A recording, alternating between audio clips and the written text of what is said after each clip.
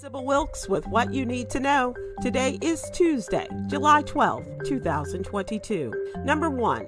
The January 6th House Select Committee will hold the next public hearing Tuesday morning. The focus is expected to be on what's called the marshaling of the mob.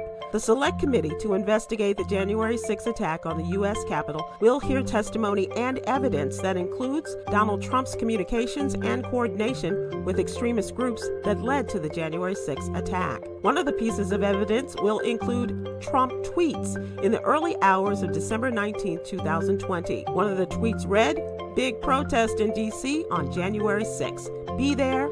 Will be wild." Number 2. Last November, Pastor Corey Brooks began his 100-day winter-long campout on a rooftop to raise money for a $30 million community center on Chicago's South Side.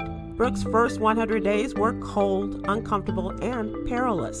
During his camp-out fundraising effort, Reverend Brooks prepared meals over a cook fire and met with CEOs of major corporations. With less than half the funds raised, Pastor Brooks vowed to stay on top of the roof indefinitely. Last Wednesday, Illinois' former richest man, Kenneth Griffin, the founder and CEO of Citadel, put Pastor Brooks over the halfway hump with the largest donation to Project Hood in the form of $5 million. That gift brings the total to $18 million in the fundraising effort. Number 3. A federal judge Friday threw out a lawsuit by Missouri Republican Attorney General Eric Schmidt that blamed China for the coronavirus pandemic. U.S. District Judge Stephen Limbaugh ruled in this case federal rules prohibit a sovereign foreign entity from being sued in American courts. The judge noted earlier in the opinion the civil suit against China is one of many filed amidst the wreckage of the COVID-19 pandemic. Schmidt's office said it'll appeal the ruling. Number 4.